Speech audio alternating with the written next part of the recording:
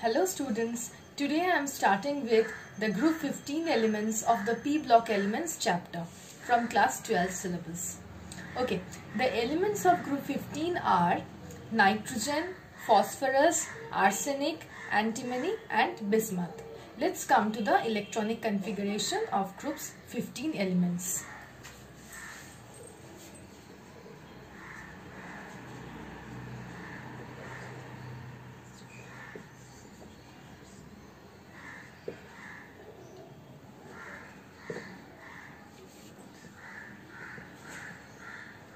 Helium 2s2 2p3, phosphorus will be neon 3s2 3p3, arsenic will be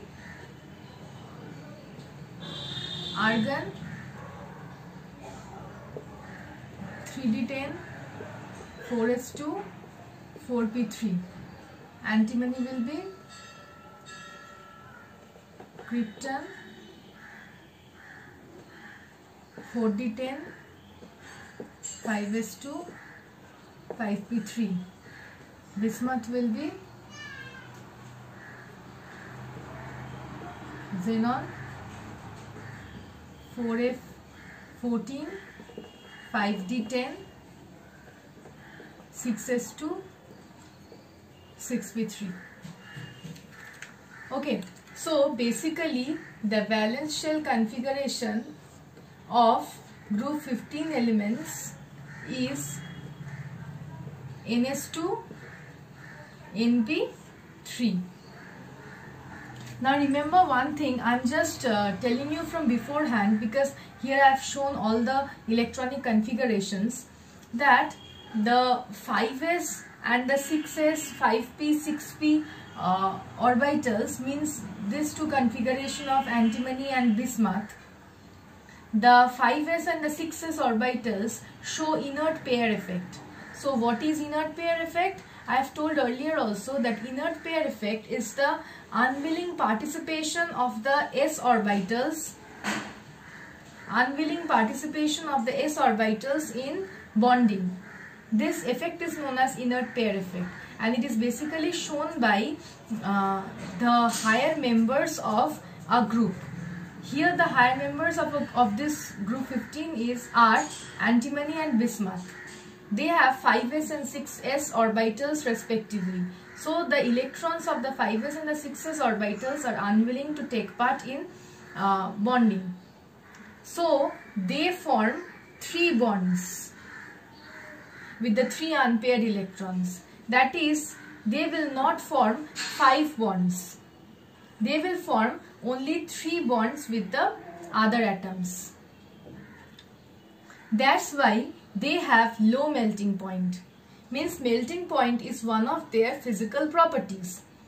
The melting point trend is like this, that from nitrogen to arsenic the melting point will increase. But again, after this, it will decrease to bismuth. So why is the melting point of antimony and bismuth are low? The reason behind this is that the antimony and bismuth consist of 5s and 5p filled orbitals, 5s and 6s filled orbitals, and they being the higher members of this group will show the inert pair effect, that is the s orbitals are not willing to take part in the chemical bonding. That's why these two will form only 3 covalent bonds with the 3 unpaired electrons in the p orbitals. As a result, the interatomic attraction will be weak for these two. As a result, they will have a low melting point. Okay, so melting point was an important physical property, and it has a different trend in group 15 elements. That's why I have explained to you by showing the electronic configuration at first only. Okay, so I'll come to the next property. This was melting point. I'll come to the next property, which is the atomic radii. You all know that the atomic radii increases across a period, decreases across a period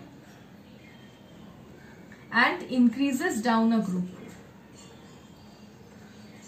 So atomic radii will decrease across a period and will increase down a group.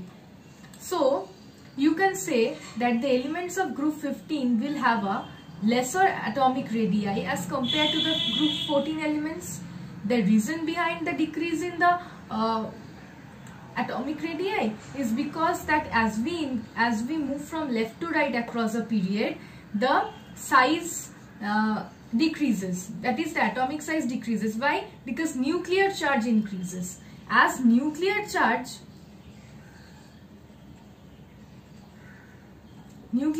increases across a period.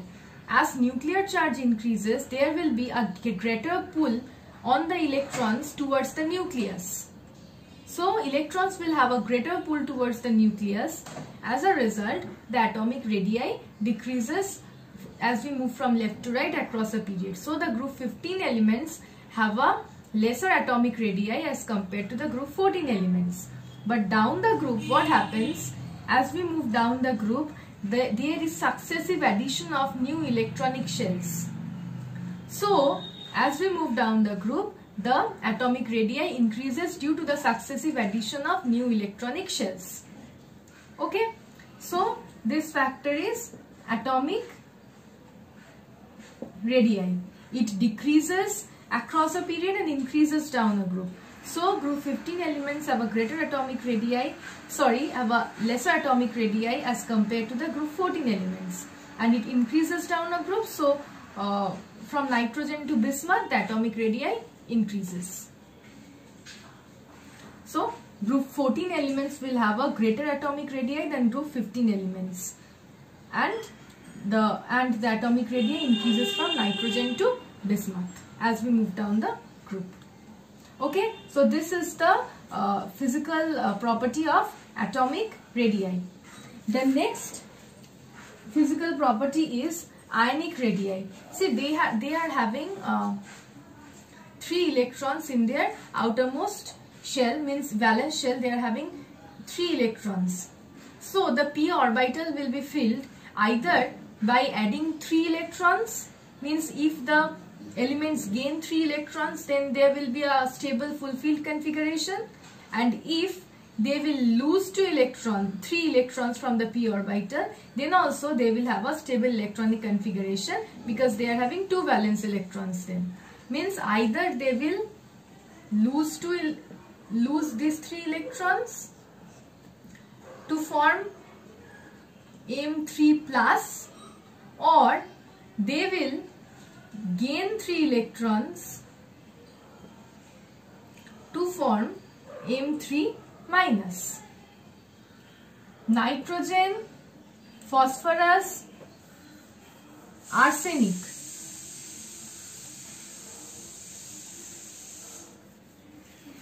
Nitrogen, phosphorus, arsenic. Basically, these 3 will, means here I have just shown you as an example, these 3 will basically form the negative ions of M3 minus. Means don't think that I have shown here M3 minus, which means that they will form M3 minus and they will form M3 plus. No, I have just shown you with an example that this can happen. They can lose electron, they can gain electron. Just the general form I have shown. But generally what happens, that nitrogen, phosphorus, arsenic will gain 3 electrons to form M3 minus ions, and antimony and bismuth will form M3 plus. They will lose 3 electrons. Okay, so nitrogen, phosphorus, arsenic will gain 3 electrons and to form M3 minus negative ion, and antimony and bismuth will form M3 plus positive ion. Now this M3 minus will have, the negative ions will have a greater ionic radii as compared to atomic radii of M, and M3 plus will have a lower ionic radii as compared to the atomic radii of M. Now why this happens? This this is very easy actually, this part, that when we are gaining 3 electrons, means this was M. When it is gaining 3 electrons, then the 3 electrons, the electron cloud may be like this. So the nuclear charge of the nucleus of the M, this will remain unchanged. This will not change due to gaining of 3 electrons. So the added electrons will have a lesser pull from the nucleus, means they will experience a lesser pull towards the nucleus. So the electron cloud will expand for M3 minus. Since the electron cloud will expand for M3 minus, as a result, M3 minus will have a greater ionic radii as compared to M. But in case of M3 plus, this is M and it is losing 3 electrons. It is losing 3 electrons. So here also the nuclear charge of the on the electrons will remain same. It will not change. So the outer electrons which are still left after losing 3 electrons will have a greater pull, or will have a greater pull towards the nucleus, you can say. So the electron cloud will not expand, it will decrease instead.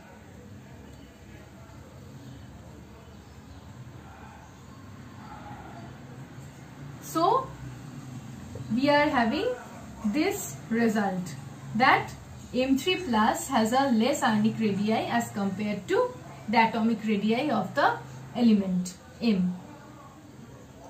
Okay. Okay, then I am coming to the next property. Next property is ionization potential.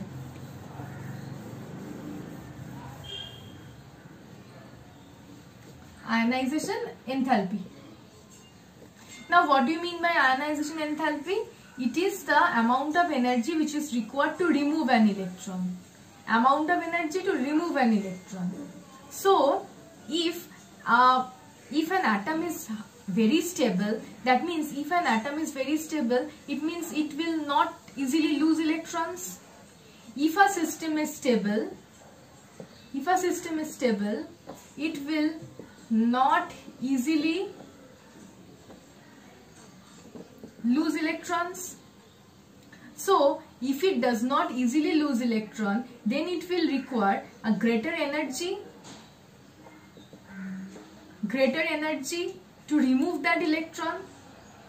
So for a stable system, the ionization enthalpy increases. Okay. It is observed that the group 15 elements have a greater ionization enthalpy as compared to the group 14 elements. The first reason behind it is that as we move from left to right across a period, the nuclear charge increases. So if the nuclear charge increases and also the atomic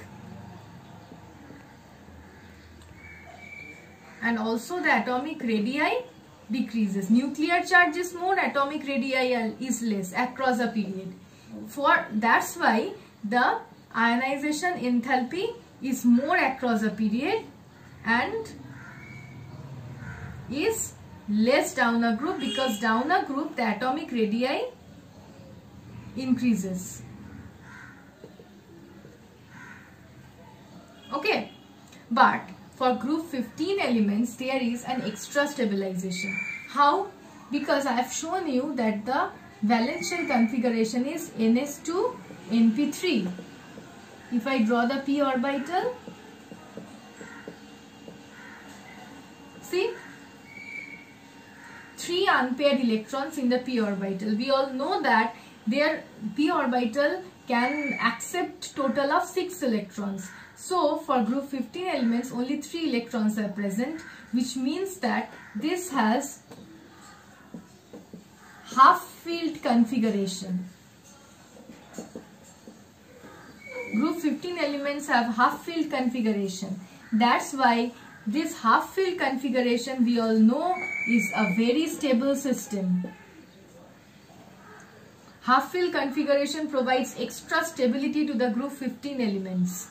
That's why in addition to these two factors, the extra stability provided due to half filled configuration of group 15 elements, the group 15 elements are very stable. Since they are very stable, they do not easily lose electrons. So they will require much higher energy to remove an outermost electron. So the ionization enthalpy of group 15 elements is much more than that of group 14 elements. Okay?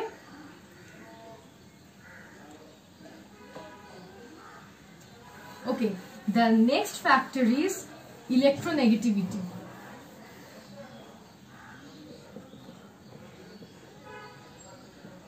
This is easy again. We all know that as we move from left to right across a period, what happens? The nuclear charge increases, atomic radii decreases. So, electronegativity increases from left to right across a period. Electronegativity increases from left to right across a period. Down a group, atomic radii increases, electronegativity decreases down a group. So the electronegativity of group 15 elements is greater than the electronegativity of the corresponding group 14 elements. Okay, and we know that the electronegativity decreases from nitrogen to bismuth as we move down the group. Okay, so the other physical properties like oxidation, catenation, allotropy are left, which I will continue in the next video. Thank you.